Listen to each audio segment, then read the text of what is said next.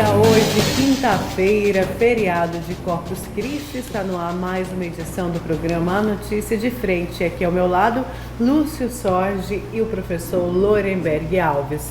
Bom dia, professor. Bom dia, Nayara. Bom dia, Lúcio Sorge. Bom dia, telespectador. Bom dia, Lúcio. Bom dia, Nayara. Bom dia, professor Lorenberg. Bom dia a você que nos honra com a sua companhia. Olha, é bom, viu, trabalhar no feriado do lado de vocês dois. É muito bom e a gente vai falar agora de política. Feriado de Corpus Christi. De Corpus Christi, isso mesmo, feriado da Igreja Católica, que significa o corpo de Cristo, não é isso, Lúcio? Olha, e vamos repercutir, claro, a ida do ministro Sérgio Moro, que vários assuntos, várias notícias e manchetes saíram em diversos sites, inclusive no noticiário também da televisão, após a ida no Senado do ministro Sérgio Moro para explicar as mensagens que foram divulgadas pelo site The Intercept. Eu quero destacar aqui algumas coisas da fala do ministro Sérgio Moro lá no Senado. Eu consegui assistir um pedaço, que eu tinha uma outra atividade, mas do pouco que eu consegui assistir ali na ida dele, ele falou muito e frisou várias vezes de que ele não via nenhuma ilegalidade no conteúdo daquelas mensagens e de que ele não lembrava se realmente ele tinha escrito tudo aquilo, né, levantando a confiabilidade do site que divulgou essas mensagens. Nayara, Lúcio e amigo telespectador, eu também assisti trechos muito esporádicos. Não pude ler, não pude assistir na íntegra o depoimento do ministro da Justiça e da Segurança Pública no Senado. Mas dos trechos que eu assisti, eu percebi um detalhe com muita clareza, amigo telespectador. Por exemplo, falou-se muito na questão da Lava Jato, pelo menos os trechos que eu tive contato, que eu pude assistir. Falou muito na questão da Lava Jato, falou muito do governo Bolsonaro e falou também bastante, mas bastante mesmo, sobre o crime cometido pelos hacks. Mas não falou quase nada, Nayara, eu estou me referindo aos trechos que eu pude assistir. Poucas coisas ou poucas vezes falou-se na questão de um outro suposto crime cometido entre o juiz e os procuradores. Porque, veja, eu vou citar aqui um trecho do que eu assisti, que eu achei um pouco melhor. O senador Fabiano Lúcio, senador Fabiano, que foi delegado de polícia, está licenciado delegado de polícia, por mais de 27 anos, ele fez exatamente as perguntas que, a meu juízo, deveriam ser feitas, que trouxe à discussão, trouxe ao debate a questão do código de ética, da lei da magistratura, da Constituição e do próprio Código de Processo Penal, onde ele provocava o ministro Sérgio Moro, dizendo que aquilo não foi simplesmente desrespeitou a lei de magistratura quando você tem contato com uma das partes. Veja, Nayara, só para trazer o amigo telespectador para poder entender melhor. O processo jurídico, ele é um diálogo, Nayara. O processo jurídico não é monólogo, Lúcio, é um diálogo. Está lá presente tanto a fala do réu, como também presente o acusador. Portanto, há um diálogo. E diante daquele diálogo, julga o juiz. Okay? Foi exatamente a pergunta do senador Fabiano a respeito disso para o Sérgio Moro. Ele simplesmente falou outras coisas a respeito da Lava Jato e não tocou na pergunta propriamente dita. E, ao contrário, disse coisas que o senador Fabiano não tinha dito. Ou seja, ele saiu fora dos questionamentos. E eu estou lembrando esse trecho, Nayara, só para a nossa reflexão, porque não tem nada a ver com a Lava Jato. Tem com o conteúdo das mensagens que supostamente são verdadeiras. Então, são os conteúdos das mensagens que nós temos que discutir. Ou seja, nós temos que discutir o conteúdo das mensagens e o crime de você invadir o celular, de invadir o telefone de alguém e grampear aquelas mensagens. Então, são duas questões que deveriam ser norteadas em todas as nossas discussões. Infelizmente, não é isso que está sendo colocado. Professor Ilúcio, então eu quero chamar alguns trechos desta ida do ministro Sérgio Moro à CCJ no Senado. Vamos conferir.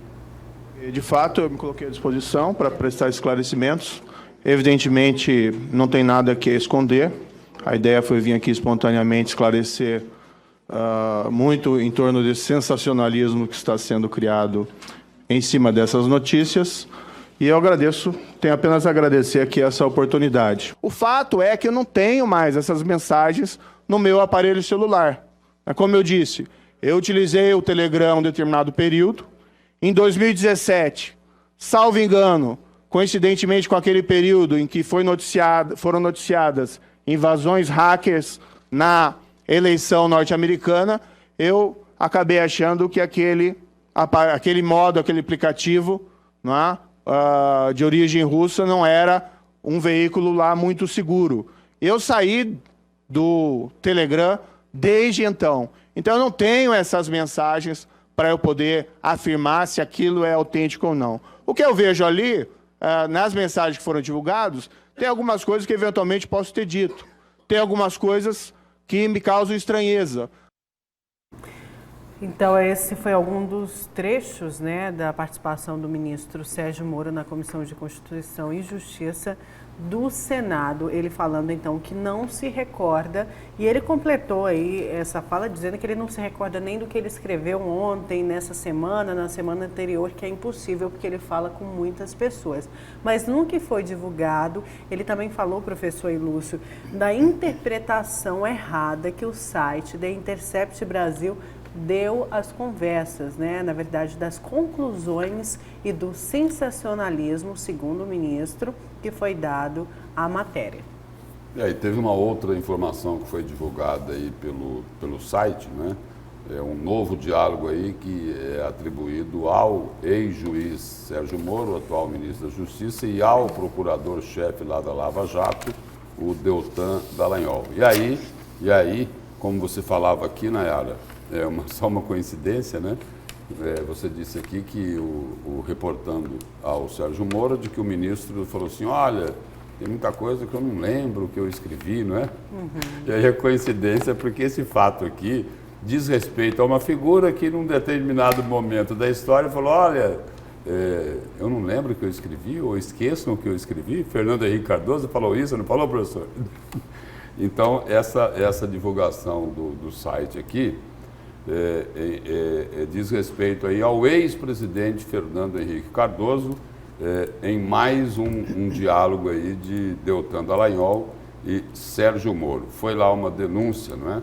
Na delação de Emílio Odebrecht, que citava que as campanhas de FHC tinham recebido Caixa 2 nos anos 90.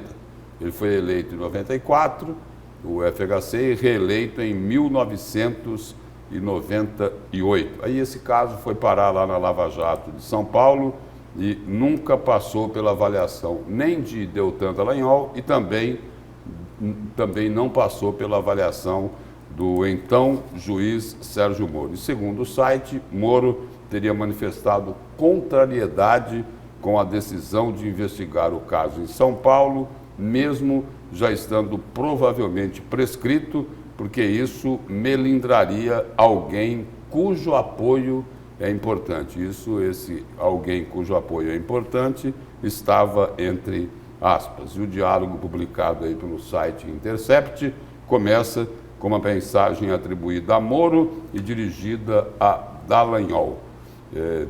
Aí Moro disse o seguinte, segundo o site, tem alguma coisa mesmo séria do FHC?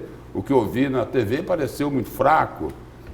Caixa 2 de 96, aí o Dallagnol diz, olha, em princípio sim, o que tem é muito fraco. E o Moro falou, não estaria mais do que prescrito? E aí é o seguinte, aí a Justiça Federal, em 5 de julho de 2017, arquivou a investigação sobre FHC. O juiz acolheu o pedido do Ministério Público Federal, que pedia o arquivamento, argumentando que o crime prescreveu. O fato aqui é o seguinte, essa questão do FHC não passou pela avaliação do procurador-chefe da Lava Jato, Deltan Dallagnol.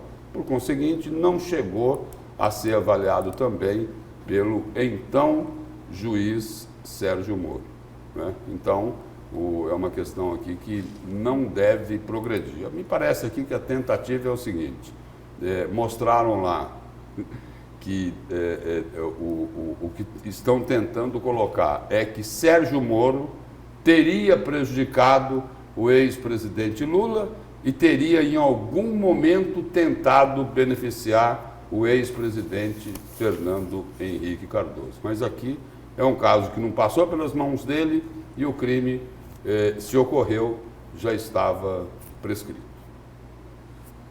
Certo, e falando no ex-presidente Lula, Sérgio Moro também citou, durante a saída dele no Senado, na CCJ, citou o vazamento dos grampos de uma conversa entre Lula e Dilma e a decisão dos integrantes da Lava Jato de divulgarem essa conversa. Vamos ouvir. É uma situação absolutamente diferente. Ali havia uma interceptação autorizada legalmente. Pode-se até discutir a decisão, mas havia uma decisão legal, publicizada, que depois foi objeto de questionamento, e existia a prova decorrente nos autos. Nada ali foi ocultado, nada ali foi liberado a conta-gotas. Tá? Aquele material é um material que poderia se verificar a autenticidade a qualquer momento. Aqui nós estamos falando de alguma coisa completamente diferente. Um ataque de um grupo criminoso organizado, hacker, contra autoridades envolvidas no enfrentamento da corrupção. Um material que está sendo disponibilizado de maneira opaca à sociedade e sem a possibilidade de verificação da autenticidade. Estava no limite, né, de findar o grampo, quando apareceu essa conversa entre Lula e Dilma e, como disse o ministro Sérgio Moro, estava ainda o embasamento dos integrantes da Lava Jato foi em cima da legalidade. Eles tinham um prazo do fim da transmissão desse grampo e foi justamente nesse fim desse prazo que apareceu a conversa entre Lula e Dilma. Essa conversa tratava exatamente sobre aquela ida... O cargo de ministro, não é isso? Da Casa Civil do Lula, a respeito disso. Inclusive, um dos trechos da Oi, fala... querida. Um dos trechos da fala da presidente, à época da presidente Dilma, era de que estava mandando um intermediário para São Paulo para entregar um documento que comprovaria que ele seria o ministro da Casa Civil. E na época se discutiu muito a questão da possível prisão do próprio Lula. Então aquele documento o livraria, naquele exato instante, de uma prisão. Na verdade, o que ficou conhecido dessa conversa toda não foi o oi, querida, foi o tchau, querida, no fim, né, que foi usado pela oposição da Dilma Rousseff durante o processo de impeachment. Mas naquela fala, naquela gravação que foi liberada publicamente, tinha outra gravação, juntamente com aquela, no mesmo instante foi liberada. Uma gravação, uma conversa telefônica entre uma das mulheres, ou melhor, uma mulher, uma esposa de um dos filhos, essa é a frase mais correta, né? Uma esposa de um dos filhos do Lula com um amigo. Foram duas gravações que foram liberadas. Essa conversa não tinha nada a ver com a operação. Contexto, né? Nada a ver, porque era uma conversa de amigos, entre amigos e etc. Então, mas fora isso, amigo telespectador, eu volto a insistir, nós tínhamos que discutir, a sociedade toda, viu, Lúcio? Discutir o conteúdo da mensagem. O conteúdo da mensagem é verdadeira? Se é verdadeira, ela agride a Constituição, agride a lei da magistratura, agride o Código de Ética, agride o Código Penal. É isso que tem que ser discutido pelo conjunto da sociedade. No entanto, não se está fazendo isso. Nos trechos que eu acompanhei do depoimento do ministro da Justiça, Sérgio Moro, lá no Senado, as perguntas foram outras muito diferentes na sua maioria. Entendeu? Falou-se muito do hack, que todos nós aqui sabemos que é um crime. Então não há o que discutir, porque todos nós concordamos que trata-se de um crime, e um crime muito grave. Mas e a outra questão, que envolve o conteúdo das mensagens? É isso que tem que ser discutido. Em nenhum momento pode ser colocado nessa discussão, amigo telespectador, a importância da Lava Jato. Todos nós sabemos, e aqui não há ninguém que discorde disso, que a Lava Jato trouxe um outro retrato para todos nós. Não é só o ladrão de galinha que fica preso ou que vai preso, mas o grande empresário também pode ser preso. E por que o político pode ser preso. E por que é que mas se não criou? se discute isso. E por que é que se criou esse cavalo de batalha em cima do ministro Sérgio Moro por conta dessas gravações aí que foram divulgadas e que estão sendo divulgadas pelo site Intercept? Por que é que se criou esse cavalo de batalha? Pelo seguinte, porque está tendo tanto gás isso, porque a banda podre da classe política quer desmoralizar a Lava Jato, a maior operação de combate à corrupção no país, que colocou muito bandido na cadeia. Então eles estão agora é o seguinte, esta banda podre da política brasileira está tentando tirar proveito desta situação para desmoralizar a Lava Jato.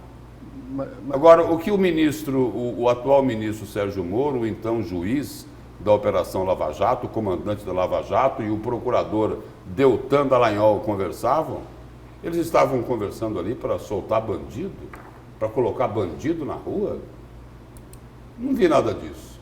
Eu não vi nada disso. Era outro tipo de conversa. Estão tentando o seguinte, o próprio ministro diz, olha, eu não posso dizer se aqueles diálogos realmente aconteceram, se eles não estão sendo divulgados de forma truncada, porque foi, por exemplo, o acesso a essas conversas foi de forma criminosa. Ele ainda diz que tem trechos que causam estranheza, que ele não se lembra se realmente ele teria escrito alguns trechos ali. Por isso, Nayara, que eu volto a insistir, a discussão está sendo feita de forma errada e equivocada propositadamente. O que nós temos que discutir? Tão somente o conteúdo das mensagens, apenas isso. Apenas isso. Aquele conteúdo das mensagens concretizam uma criminalidade? É isso que nós temos que discutir, é isso que a sociedade tem que discutir. Professor, no máximo que foi divulgado lá, pode caracterizar uma falha funcional. Mas isso daí é o seguinte, isso que está sendo divulgado acaba com o assalto aos cofres públicos da Petrobras? Não, Lúcio. Não. Eu entendi, eu estou só agregando isso à observação que o senhor está fazendo. Acaba com a divulgação de tantas quadrilhas que estavam roubando o Brasil? O julgamento do ex-presidente Lula, depois de passar lá pela Justiça Federal de Curitiba, foi lá para o TRF4. E o seguinte, os desembargadores lá do TRF4, eles julgaram sem base nas provas? Nada disso. Foi com base nas provas que eles condenaram o ex-presidente Lula. E o seguinte, um dia depois da divulgação das gravações pelo site Intercept, já estavam dizendo o seguinte, olha, agora é o seguinte, agora vai ter que acabar com o processo. Não, porque a discussão... Não, o advogado de Lula. Não, mas o advogado é outro papel. Lúcio, eu assisti, talvez eu pertença a um grupo muito pequeno de pessoas que acompanhou todo o processo que envolve o triplex, envolvendo a questão do Lula. Eu li toda a peça de defesa dos advogados do Lula, li toda a peça de acusação do Ministério Público, li toda a sentença do juiz Sérgio Moro, acompanhei a decisão do TRF4 de Porto Alegre e assisti o depoimento do Lula 8 vezes. 8 vezes. Para o amigo telespectador que ainda não assistiu, eu recomendo o vídeo número 3, o vídeo número 4 e o vídeo número 5. Lá está algumas respostas, que alguma pessoa tiver dúvida, lá tem algumas respostas. Veja, eu tenho aqui minha convicção muito clara, dizendo que há ali uma culpabilidade, portanto a prisão foi legítima. Em nenhum instante deve ser colocado isso na discussão agora. Agora é outra discussão. Qual que é a discussão? O conteúdo das mensagens, a importância da Lava Jato, todos nós sabemos. Tem envolvidos na Lava Jato 14 partidos políticos. Não é apenas um, nem dois, nem três. 14 partidos políticos têm representações dentro das investigações da Lava Jato. Então, nenhum instante o mérito, a importância, a relevância da Lava Jato deve ser questionada aqui. O que tem que ser questionado é outra coisa. O juiz, de fato, agrediu a Constituição. Os procuradores agrediram a Constituição, agrediram a lei, agrediram a regra. É essa que tem que ser a nossa discussão. Nem passa pela cabeça de nenhuma pessoa que queira discutir de fato o governo Bolsonaro. Até porque aquelas falas fazem parte de anos que nem sequer existia o governo Bolsonaro. São de 2016, 2017, então nem passa perto. Não existia o governo Bolsonaro. Então o que nós deveríamos fazer é pegar aquelas mensagens e fazermos duas perguntas. A primeira delas, essas mensagens são verdadeiras? Independentemente da minha opinião a respeito da Lava Jato, independentemente da opinião do telespectador sobre a Lava Jato. Aquelas mensagens são verdadeiras? Parece-me que o Sérgio Moro, pelo menos até onde eu acompanhei os seus depoimentos, não negou nenhuma delas. A segunda coisa que nós temos que questionar e perguntar, houve crime de fato? Lúcio, a Constituição, a lei da magistratura é muito clara. Diz o seguinte, o juiz conversa com as partes. Quem são as partes nesse processo? Uma delas é o Ministério Público, que é o órgão acusador.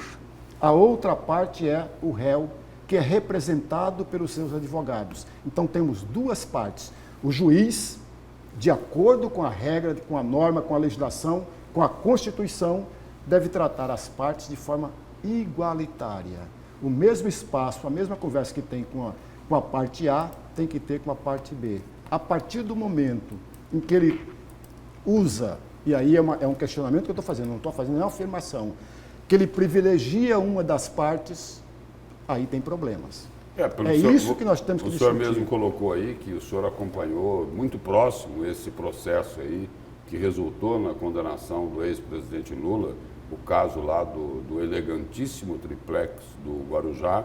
O senhor falou que depois de acompanhar tudo isso, muito de perto, o senhor ficou convencido da culpabilidade do ex-presidente Lula. Aí é o seguinte, aí divulgam-se essas mensagens e vem lá o advogado do ex-presidente Lula querendo cancelar tudo, querendo acabar com o processo.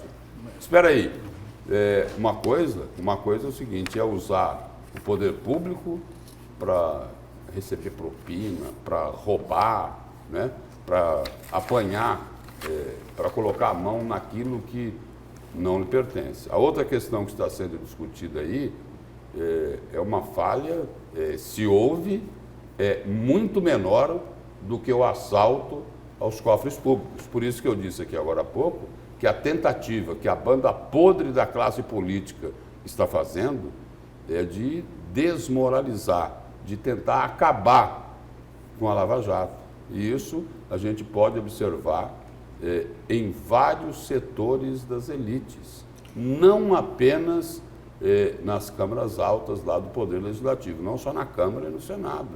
Em outros setores lá, tem gente apontando o dedo para Sérgio Moro e para o Deltan Dallagnol. Teve até gente do Supremo que fez isso. Teve até gente do Supremo que fez isso. Então, eu acho que é preciso separar muito bem as coisas. É preciso separar muito bem. Teve crime lá no caso do triplex? Teve crime. Lula foi condenado? Foi condenado. Agora, isso daí tem o poder de cancelar tudo isso, de anular tudo que foi apurado, tudo que foi investigado, tudo que foi provado, porque isso é o seguinte, se tiver, porque é o seguinte, onde passa um boi, passa uma boiada.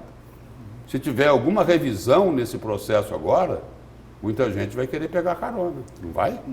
Lúcio, é só uma frase, só para terminar, Sim, só uma frase só. Imaginemos, Lúcio, hipoteticamente, que depois de toda essa discussão, depois de toda essa investigação, constatou-se, veja, depois de tudo, constatou-se que de fato houve um crime por parte do juiz e dos procuradores. Isso dá aos advogados entrar com pedido de nulidade. O pedido de nulidade não significa que não há culpa, mas a nulidade do vício de todo o processo. Veja, Lúcio, é diferente as coisas. Por isso que eu estou falando, estou repetindo, a gente tem que discutir o mérito das mensagens, o conteúdo das mensagens. Apenas isso. Houve crime ou não houve crime? Se você traz outras coisas que não tem nada a ver com aquelas mensagens, embora as mensagens sejam frutos de outras coisas da própria Lava Jato, a gente sai fora do cerne da discussão. Por exemplo, eu já ouvi dizer também o seguinte, que não tem como verificar a veracidade das mensagens. O ministro Sérgio Moro até admite que, olha, algumas conversas ocorreram, ele só não pôde, ele só não confirmou se o diálogo foi exatamente aquele. A Nayara colocou aqui que ele citou que, olha, em alguns pontos eu vi com estranheza. Se não tem como atestar a veracidade dessas conversas, vai fazer o quê? Mas tem. Vai fazer o quê? Tem como, professor? Tem como. O professor se refere à falta, no momento certo, de quando essas mensagens foram divulgadas, eles teriam que ter se manifestado e já terem falado, olha, nunca existiu esse diálogo. Seria isso, perder um timing? Exatamente. Eu quero destacar mais um trecho da ida do ministro Sérgio Moro no Senado, na CCJ. Ele falou o seguinte: não tenho apego ao cargo, se houver irregularidade, saio, diz Moro. Em depoimento ao Senado para explicar a troca de mensagens vazadas com o procurador Deltan Dallagnol, o chefe da Lava Jato, o ministro Sérgio Moro admitiu a possibilidade de deixar o posto do governo Jair Bolsonaro caso sejam apontadas irregularidades em sua conduta. Ele falou o seguinte, abre aspas, eu não tenho nenhum apego pelo cargo em si.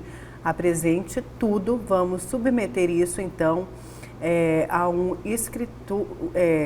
escrutínio público. E se houver ali irregularidades da minha parte, eu saio, mas não houve. Por quê? Porque eu sempre agi com base na lei e de maneira imparcial, fecha aspas, fala e disse o ministro Sérgio Moro. E ele também citou de que nunca houve uma promessa, um diálogo, que ele foi questionado, que nunca houve um diálogo de uma promessa de uma vaga ali no Supremo. Ele falou de conheceu o presidente Jair Bolsonaro durante o processo eleitoral e também foi divulgado uma foto deles, na verdade um vídeo no aeroporto, não sei se vocês lembram desse caso, na qual ele disse que não reconheceu de imediato o candidato até então Jair Bolsonaro e o Bolsonaro bateu continência. E isso foi divulgado de que o ministro teria esnobado o candidato Bolsonaro. Vocês lembram desse caso? Ele disse que essa foi o primeiro contato que ele teve com o Bolsonaro e só depois eles vieram conversar sobre esta vaga no ministério caso Jair Bolsonaro ganhasse, mas de que nunca foi tratado e nunca foi prometido o Supremo, uma vaga no Supremo, e também de que ele nunca teria falado que estava condicionado o cargo dele ao COAF, para que o COAF ficasse no Ministério da Justiça. Nesse contexto todo, ele falou justamente, lembrando ali da matéria do The Intercept falando que a imprensa acaba, né, tirando as próprias conclusões. Lúcio?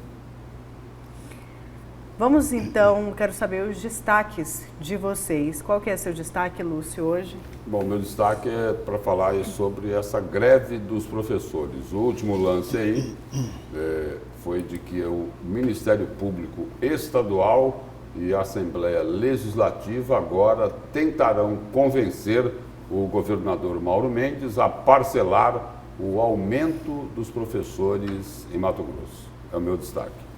Certo, professor, o seu destaque? O meu destaque, Lúcio, Nayara e o amigo telespectador, eu vou trazer uma pequena reflexão sobre a questão do lobby, dos lobistas, que não são discutidos. Essa questão não é discutida como deveria fazê-lo. Para legalizar, para a questão do lobista, por exemplo, o lobista defende, ou o lobby faz defesas de vários interesses. É exatamente o tema do meu comentário. Certo, vamos então para o nosso primeiro intervalo. Na volta a gente continua com o programa A Notícia de Frente.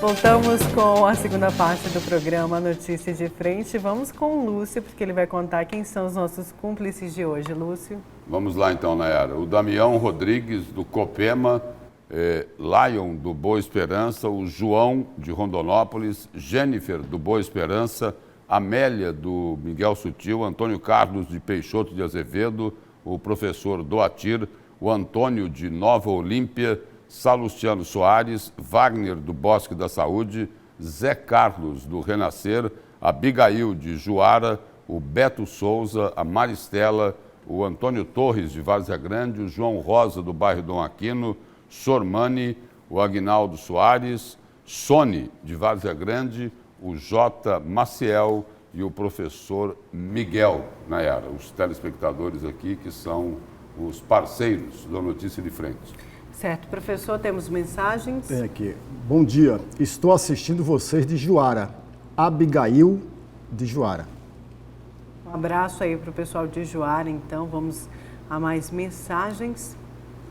Lúcio e Nayara. Mato Grosso tem governo para todos os funcionários ou parcial? É uma pergunta que ele faz. Mato Grosso tem governo para todos os funcionários ou parcial?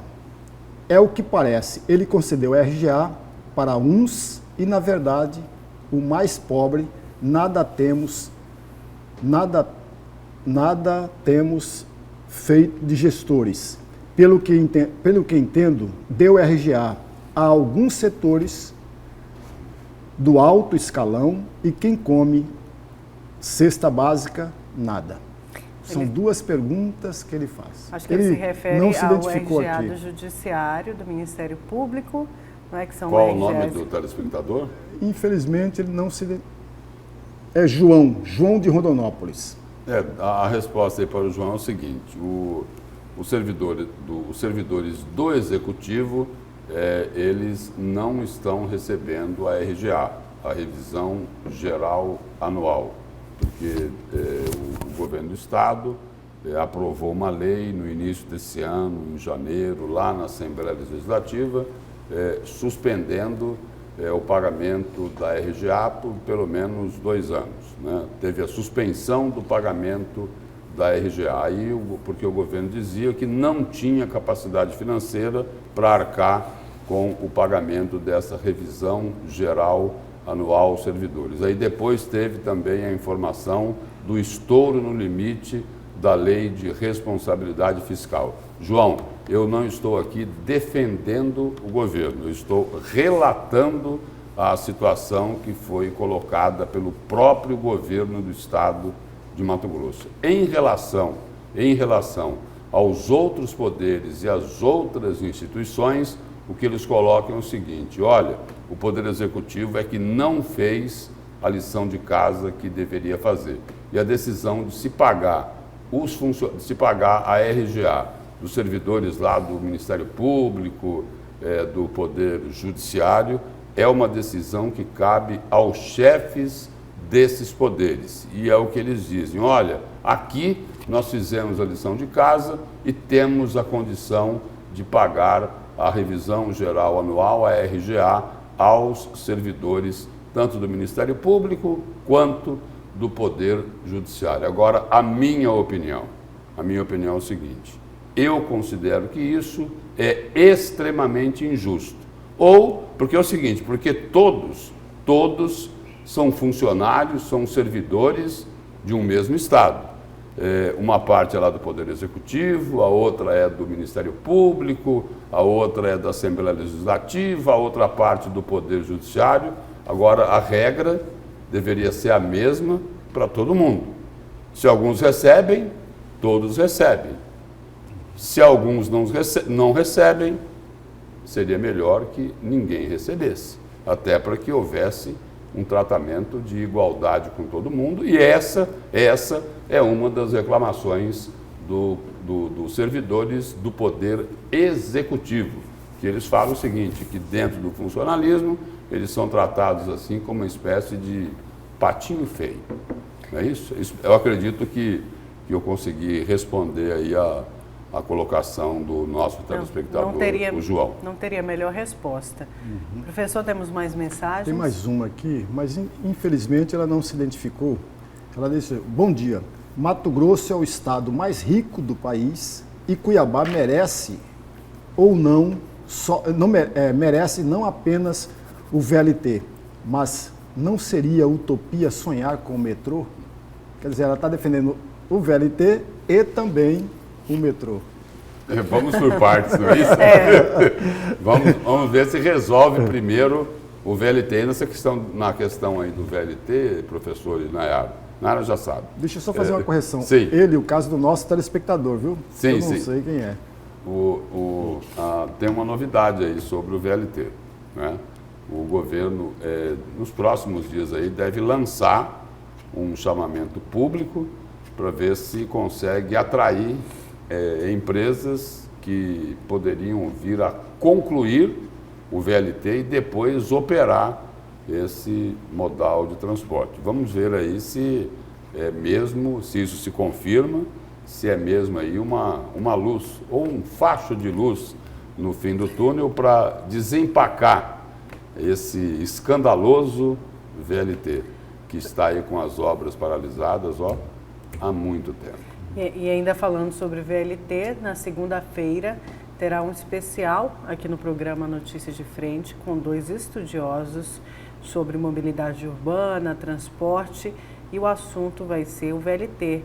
Vamos ouvir 2 opiniões, uma que é a favor de dar continuidade às explicações do porquê e a outra opinião da troca deste modal pelo BRT e o porquê também, o que seria melhor para Cuiabá e Várzea Grande. Porque hoje a grande dúvida que existe em torno aí da continuidade ou não das obras é a seguinte: e aí, o que é que nós vamos fazer depois de terem sido gastos mais de R$1 bilhão nessa obra? Joga tudo fora? Vai para o lixo? O que é que nós vamos fazer com os vagões que estão no estacionamento lá próximo do aeroporto Marechal Rondon? Eu tenho a minha opinião muito particular a respeito. Certo. Mas eu já ia perguntar, pode compartilhar? Pode compartilhar? Claro, a minha opinião é bem simples. O VLT vai trazer um benefício enorme, não apenas para a cidade, mas para o estado todo. Porque muita gente vem do interior quer rapidez em todo o seu percurso pela capital. Um transporte coletivo de alta grandeza, como é o VLT, pode facilitar muito a vida, não apenas do vereador, não apenas do prefeito, mas as pessoas que vêm do interior para cá. Isso sem falar num outro grande benefício.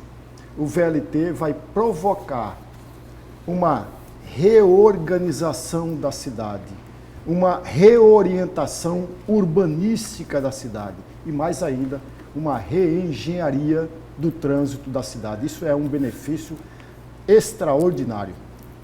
E como o senhor deu a sua opinião particular, e este é um programa de opinião, eu queria saber também de Lúcio Sorge, se ele tem uma opinião formada, o que ele deseja aí, a continuidade, a troca? Olha, a minha opinião aí, ela depende de algo que a gente, de um lado ouve uma coisa, de outro lado ouve outra totalmente diferente. O que a gente ouviu até aqui é de que a maior dificuldade não é encontrar dinheiro para concluir a obra. De que a maior dificuldade seria a operação desse sistema, por causa do valor da tarifa. O que a gente sempre ouviu falar é o seguinte: olha, essa tarifa tem que ser subsidiada, trocando em miúdos. A passagem de ônibus, nesse sistema sofrível, horrível, indecente que é o transporte coletivo de Cuiabá, a passagem custa R$ 4,10. Por tudo que a gente já ouviu, fala, olha, o VLT vai custar pelo menos R$ 8, R$ 9. E aí, alguém teria que pagar essa diferença. O governador Mauro Mendes já disse aqui na TV Vila Real, no Jornal do Meio-Dia, de que o governo não teria condições de pagar esse subsídio, que seria em torno aí de 60, 70 milhões de reais por ano. Então, a questão do VLT se prende exatamente nisso, porque é o seguinte, a minha opinião, é um transporte moderno, ágil, eficiente? Sim, mas ele precisa funcionar e funcionar bem. Não pode começar a operar e acontecer como tem em outras capitais. Em algumas, funciona. No Rio de Janeiro funciona? Me parece que não. E o problema é exatamente esse. O problema é exatamente esse. Funcionar na prática no Rio de Janeiro? É exatamente esse pelo seguinte, porque as empresas lá não estão recebendo o subsídio que deveriam receber. E aí, colocamos, sem essa garantia, colocamos o VLT aqui para funcionar, e aí? O VLT é lógico que ele é muito melhor, é um modal de transporte, assim, é anos-luz à frente do que temos do BRT. Hoje, né? Não, do que tem hoje não dá nem milhões comparar. de anos-luz, né?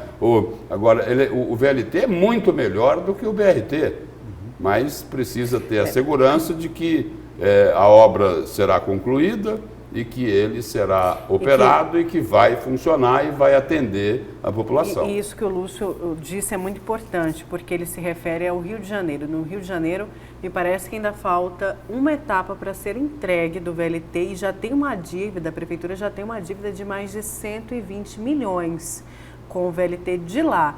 E é lógico que abre esse alerta. E aí, vamos pensar no futuro. O que vai causar para os cofres do Estado o VLT? E são estas respostas que o governo de Mato Grosso, que é o responsável pela obra, precisará dar até o dia 31 de julho. Já foi anunciado aí que até 31 de julho o governo vai dizer o que é que pretende fazer com o VLT ou o que não pretende fazer. Agora, o jeito aí é aguardar.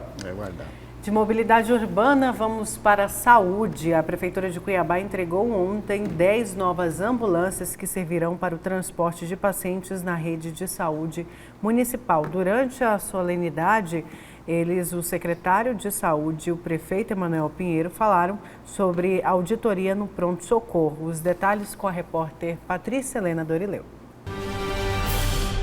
Na semana passada, a senadora Selma Arruda, do PSL de Mato Grosso, solicitou ao Ministério da Saúde e foi atendida para a realização de uma auditoria dentro do pronto-socorro municipal de Cuiabá. Ela fez essa solicitação depois de ter feito uma visita in loco dentro da unidade hospitalar.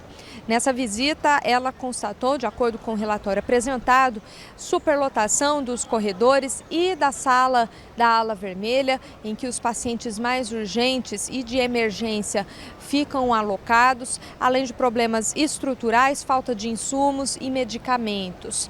A senadora Selma Selma classificou a atual situação do pronto-socorro de Cuiabá como caótica e fez essa solicitação que foi atendida pelo ministro da Saúde, Henrique Mandetta. Durante uma solenidade de entrega de 10 novas ambulâncias para o sistema de saúde municipal aqui da capital, o secretário de Saúde, Luiz Antônio Poças, falou sobre o assunto, disse que não tem nada a temer e que o pronto-socorro está operando dentro da normalidade e que a própria prefeitura já tomou medidas para evitar o furto de medicamentos, nas palavras do próprio secretário, que vinha acontecendo com certa frequência. O Ministério da Saúde tem feito diversas vistorias por causa da liberação do HMC. Então, a vistoria no pronto-socorro atual eu acho salutar. É muito bom para a gente apurar a verdade. A senadora Selma passeou pelo corredor, chegou na ala vermelha. Na ala vermelha tinha 40 e poucos pacientes, o normal dela é 90, era 90, e nos corredores mais 90. Nenhuma pessoa no corredor. Ela achou aquilo o fim do mundo. Ela nunca visitou uma cadeia, eu fui secretário de Justiça. Ela nunca visitou uma cadeia, então ela não sabe nem o que é cheiro de cadeia. Não faz ideia do que seja isso. Então, eu quando fui secretário, ela era juíza da vara criminal e ela nunca chegou de visitar. Então, ela não sabe avaliar o que é um comparativo de um pronto-socorro com uma cadeia. Deixa muito bem claro. Segundo, existia dentro do pronto-socorro de Cuiabá, que não existe mais, algumas coisas que o prefeito já anunciou.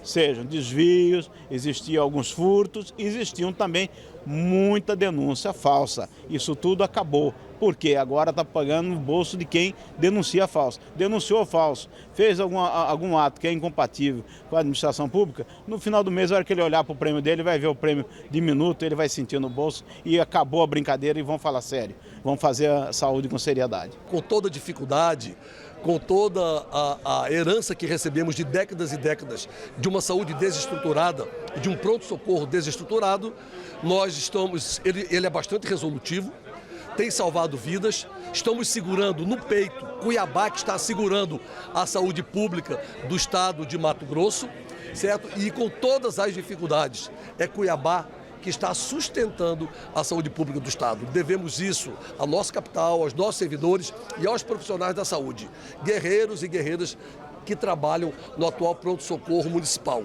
E a estrutura física tão denunciada é verdade, por isso que eu construí o novo Hospital Municipal de Cuiabá, e dentro dele vai funcionar o novo e moderno pronto-socorro da capital.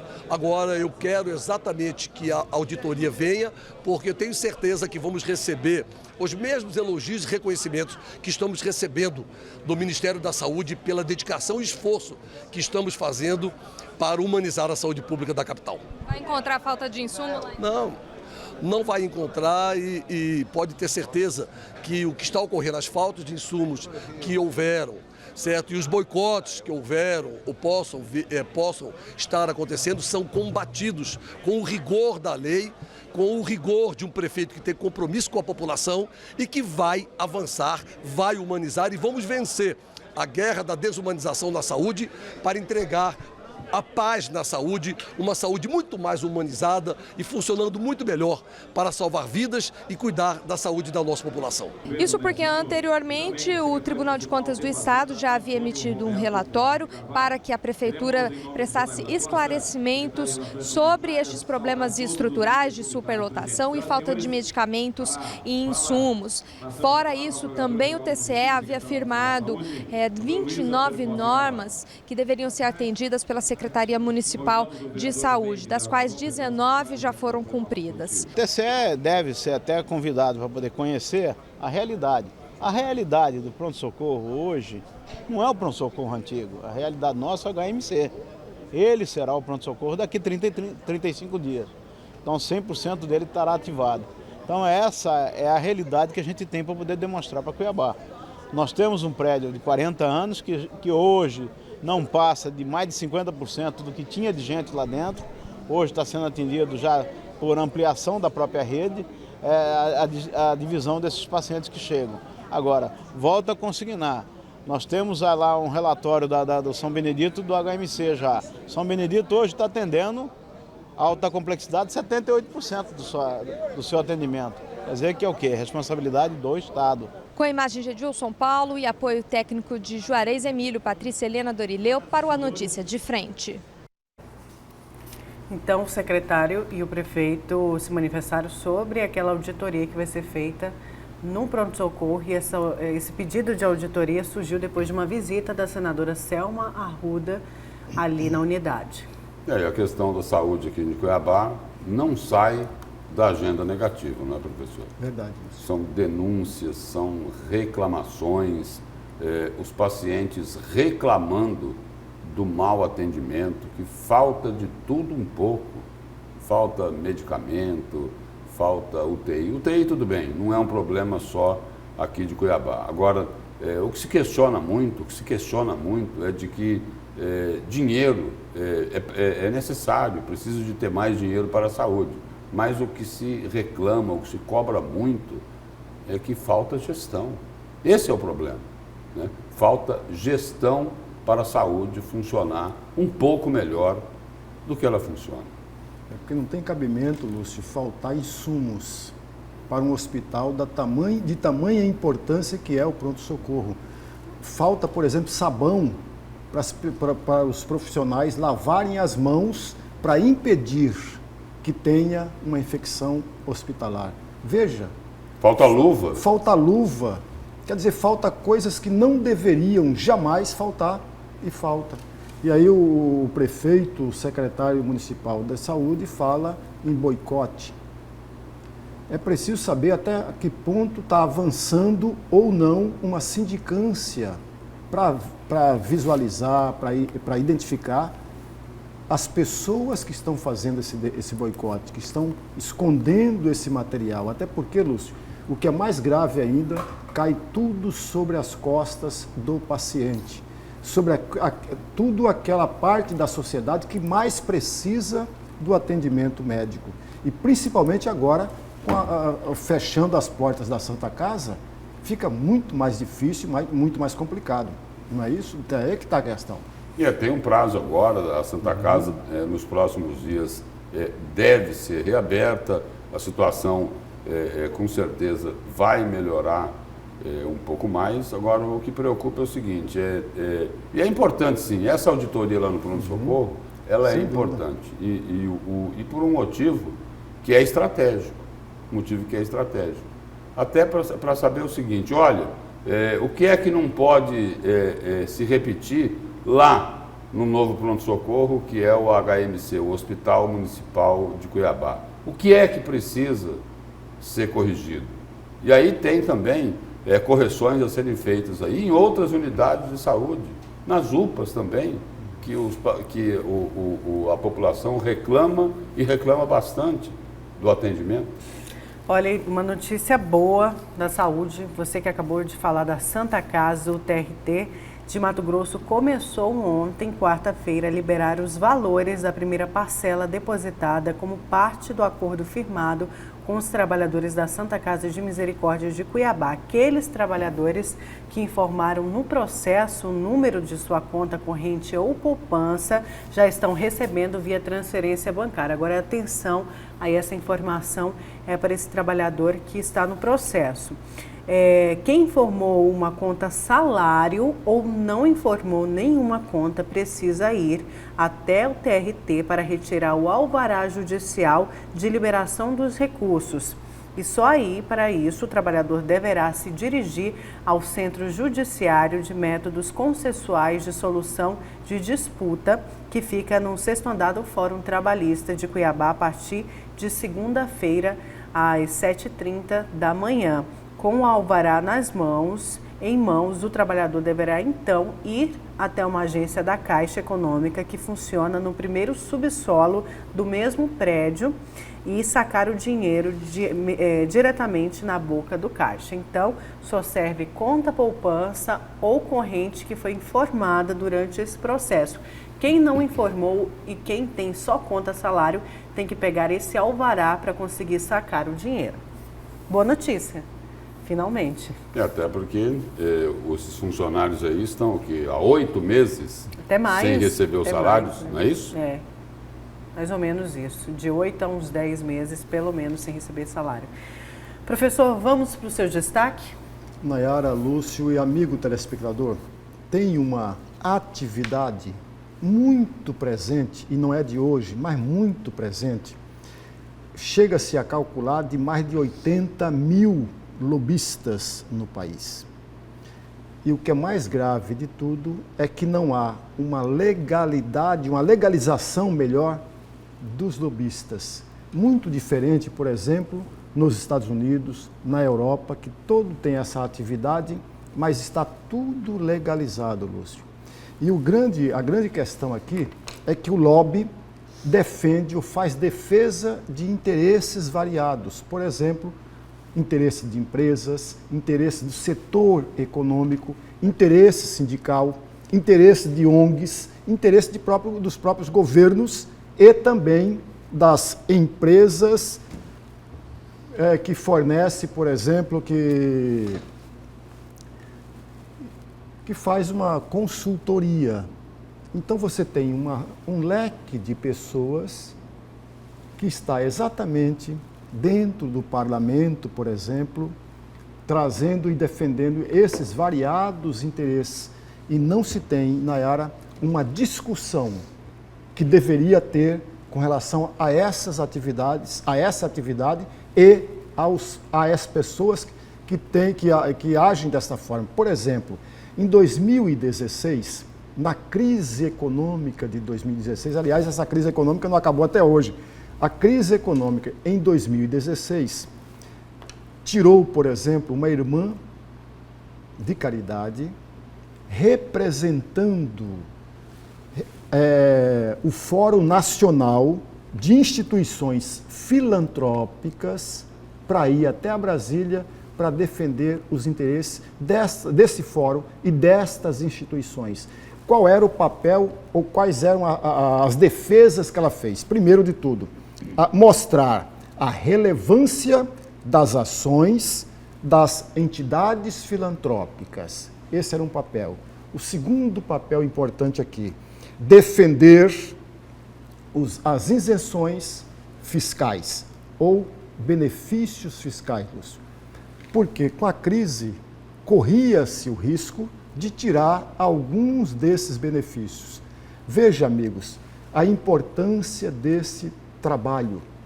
E por outro lado, se você não tem a legalização desta atividade ou das pessoas que exercem essa atividade, corre-se o risco, por exemplo, não estou dizendo que isso ocorre, mas pode correr o risco, de você ter uma série de outras coisas. Por exemplo, projetos que são viabilizados dentro do Congresso Nacional, projetos que defendem apenas um interesse muito particular, que é das empresas. Aliás, se nós pegarmos os depoimentos de pessoas que prestaram depoimentos na Lava Jato, vamos encontrar muitos interesses particulares ali defendidos por esses lobistas, por essas pessoas. Daí a importância, Nayara, de se ter uma discussão aprofundada sobre a atividade e, ao mesmo tempo, as pessoas que exercem esta atividade. Repito, calcula-se de 80 a 90 mil pessoas e pessoas que ganham variavelmente 30, 40 mil reais. Isso significa que tem que ser discutido, sim, até para legalizar a atividade e, ao mesmo tempo, essas pessoas serem conhecidas pelo conjunto da sociedade. Dá maior transparência, Lúcio. Olha, o Joaquim, ele é lobista de quem? É do setor econômico A, B ou C, ou é de sindicatos? Ou é de uma organização? Ou ONGs, vamos tirar a palavra organização, né? ONGs. Entenderam, amigo, a importância que é da atividade, Lúcio? É isso que nós temos que ter com clareza. Certo, vamos então para o nosso segundo intervalo. Na volta a gente continua com o programa A Notícia de Frente. Tem um comentário do Lúcio Sorte.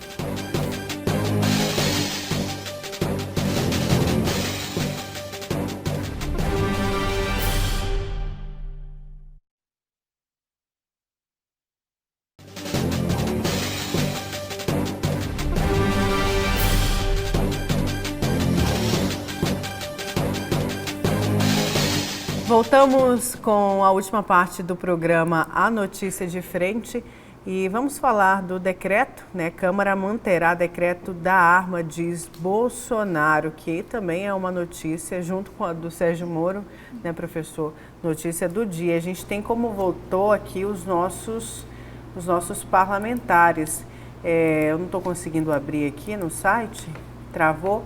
Mas o Wellington e o senador Jaime Campos votaram contra o decreto e a senadora Selma Arruda a favor, não é isso? Votaram a favor do decreto legislativo que derruba o decreto do governo. Isso. Exatamente. Então, Selma Arruda votou, claro, é do partido a favor de Jair Bolsonaro. Exatamente. Aliás, foram 57 senadores, né? Não, 47 senadores contra 28 senadores que votaram a favor do decreto de armas, de porte e de posse de armas do governo Bolsonaro.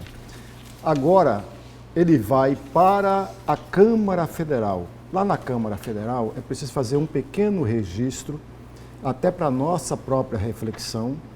Lá na Câmara Federal, terá um apoio maior para o governo do Estado, o governo federal. Por isso que eu destaquei essa fala do próprio presidente, que foi derrubado no Senado, mas que vai ter o apoio na Câmara. Exatamente, por razão bem simples. Se nós observarmos o papel da bancada, chamada bancada ruralista, quase que por inteira defende o decreto do governo Bolsonaro. E a outra questão, a bancada da bala, que uma parte dessa bancada da bala também faz parte da bancada ruralista. Então, essa bancada da bala também defende o decreto do governo Jair Bolsonaro. Independentemente do resultado, amigo telespectador, independentemente do resultado da Câmara, ou se mantém a votação do Senado ou não, se nós tivermos a aprovação desse decreto por parte do Congresso, Nayara, certamente o Supremo Tribunal Federal será acionado. A meu juízo, amigo telespectador, o artigo 20 do decreto do governo, ele é inconstitucional. A meu juízo, ele é inconstitucional, ele agride frontalmente com a lei, o Estatuto do Desarmamento. Então, vamos imaginar hipoteticamente que seja aprovado o decreto defendido pelo governo. O Supremo Tribunal Federal vai ter muito trabalho, porque ele será provocado muitas vezes, em razão dessa questão que eu estou levantando agora. O artigo 20 do decreto é inconstitucional. E essa é a visão também de muitos parlamentares, né? De que o artigo 20 do decreto, ele tem vícios de inconstitucionalidade. Exatamente. E deve depois, mesmo que a Câmara mantiver aí o decreto do presidente Jair Bolsonaro, deve ter problemas aí no campo judicial em função disso. A senadora Selma Arruda, ela disse o seguinte, que, explicando o voto dela, né, de que por convicção e não por questão partidária, ela diz que defende o decreto de armas e ela vê que o desarmamento só serve para o cidadão de bem. O bandido não precisa de decreto, diz que é uma decisão que vai contra a vontade da população. Aliás, esse é um tema que provoca uma divisão muito grande, né? É verdade. Muita gente. Quem é a favor é totalmente a favor, não é isso? Quem é contra é radicalmente contra.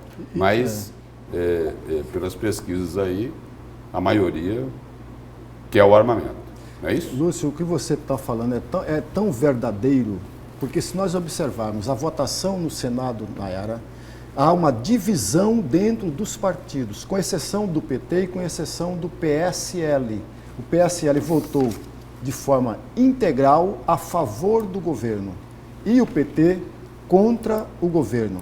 Mas o DEM, por exemplo, ficou totalmente dividido. Uma parte do DEM votou a favor do decreto legislativo e a outra parte do DEM contra ou a favor do decreto do governo Bolsonaro.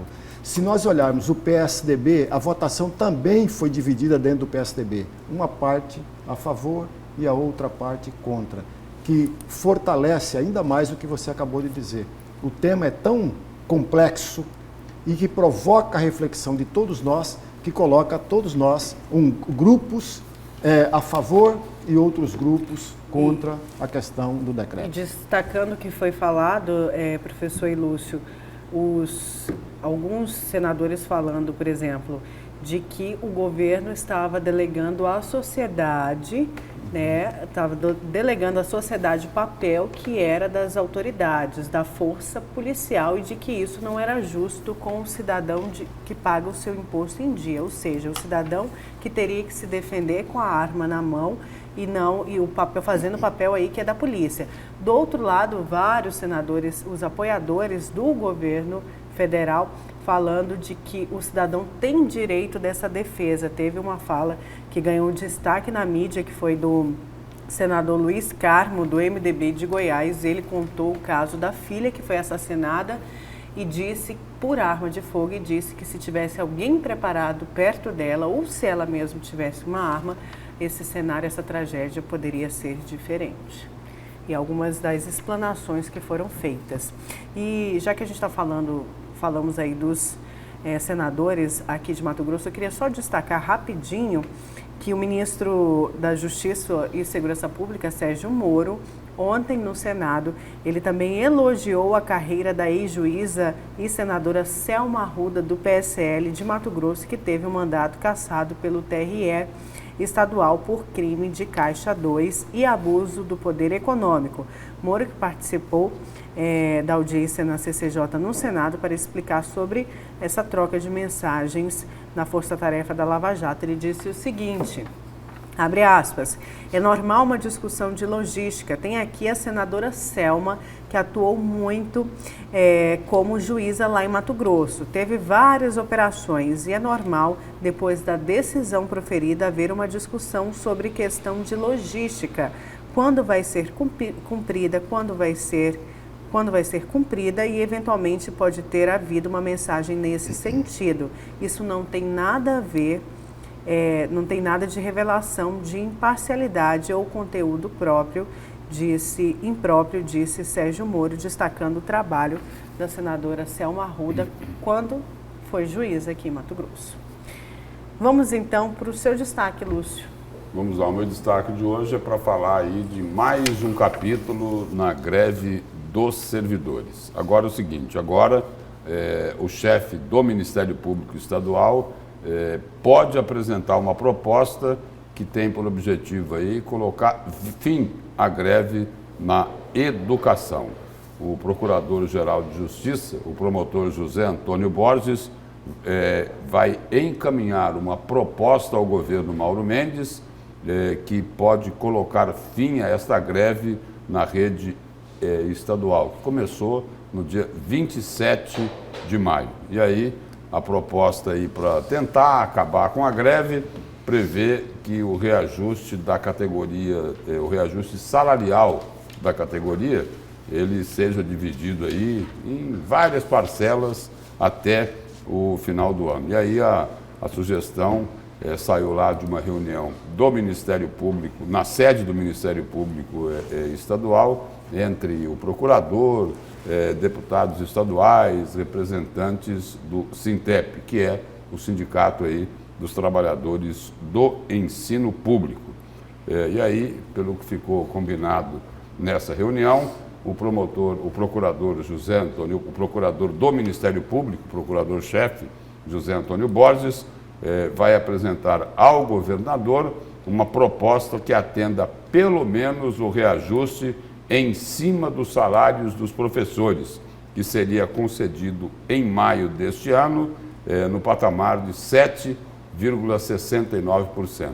Esse percentual aí é aquele reajuste anual daquela lei aprovada ainda no governo Silval Barbosa, da progressão de carreira, para dobrar o poder de compra aí dos salários dos professores. E aí, pelo que ficou convencionado, o reajuste seria promovido em várias parcelas até dezembro, para que haja o aumento, como eu falei aqui, do poder de compra dos servidores da educação. E aí o que se coloca é o seguinte: agora é o Ministério Público que vai lá para tentar uma solução negociada com o governador Mauro Mendes para colocar um fim à greve dos professores. Mas quando a greve começou, não é, professor? O Ministério Público emitiu uma nota recomendatória, na era com certeza se lembra disso, né? Dizendo o seguinte: olha, o governo não pode conceder reajuste salarial, porque já estourou aí os limites de responsabilidade fiscal. E agora é o mesmo Ministério Público que vai tentar encontrar um caminho para resolver este problema da greve. Então, porque existem aí muitas leis, né? Um utiliza a lei que melhor lhe convém e o outro faz exatamente o contrário. Vamos aguardar aí agora para ver qual vai ser aí a decisão do governo. O governador disse o seguinte, que ele não tinha condição de fazer nenhuma proposta alternativa pela crise financeira do Estado e por um impedimento legal. Na realidade, o fato aí da greve não contar com o apoio da opinião pública, aí primeiro foram buscar os deputados lá na Assembleia Legislativa, agora foram buscar lá o próprio Ministério Público, e o que se evidencia aí é o seguinte, que estão procurando de forma insistente uma saída honrosa para acabar com a greve dos professores. A greve que o governo, alegando lá cumprir uma determinação do Supremo Tribunal Federal, está cortando o ponto dos grevistas. E a última informação é de que vai ter lá uma intervenção na conta do Sintep, em torno aí de 30% do lado da conta do Sintep, para poder custear o transporte escolar, quando houver a reposição das aulas. Vamos aguardar aí para ver qual vai ser o desfecho de todas essas conversações aí. Muita negociação, né? Mas um que entra na negociação junto ao Sintep. Olha, e a comissão quer votar Previdência quarta-feira que vem e levar no plenário até 3 de julho. Será que dá tempo? Será que conseguem? A Comissão Especial da Reforma da Previdência quer votar o relatório de Samuel Moreira até a próxima quarta, dia 26, e a expectativa é de fazer uma força-tarefa para conseguir quórum e ouvir todos os 77 inscritos que restam até terça-feira, dia 25, pós-feriado. Pois é, e por falar em reforma da Previdência, agora há pouco a gente falava aqui da senadora Selma Arruda, do PSL, e o outro integrante do PSL aqui de Mato Grosso, na bancada federal, o deputado Nelson Barbudo, ele está cutucando o governador Mauro Mendes. O deputado federal criticou no dia de ontem o governador Mauro Mendes por acreditar que o chefe do Executivo Estadual estaria sendo omisso na articulação para a reforma da Previdência proposta pelo presidente Jair Bolsonaro. Segundo Barbudo, Mendes não vinha se dedicando no convencimento da bancada federal, até que o relator da reforma, Samuel Moreira, e líderes que representam a maioria na Câmara passaram a defender que os governadores e prefeitos que quisessem ser incluídos na reforma deveriam conseguir a aprovação do plenário por meio de suas bancadas lá no Congresso. Mas a pergunta que eu sempre faço, Lúcio, e provavelmente você como grande jornalista, Nayara, também sabe disso até mais do que eu, que o governo, não apenas o governo de Mato Grosso, mas todos os governos, Nayara, tem uma dificuldade muito grande para atrair toda a bancada do seu estado a favor de alguns dos seus grandes interesses. Esse é um deles.